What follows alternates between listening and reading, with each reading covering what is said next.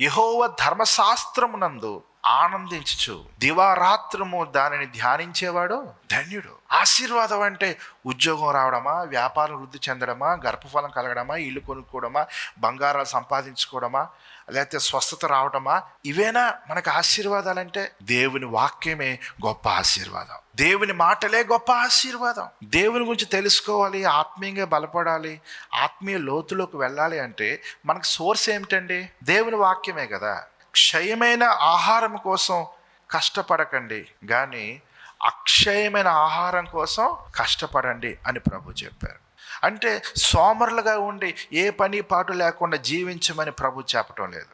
దేవుని వాక్యం విషయంలో మనము ప్రయాసపడాలి, కష్టపడాలి, ఎంతో ఆసక్తితో త్యాగపూరితంగా కూడా శ్రద్ధను కనపరచాలి.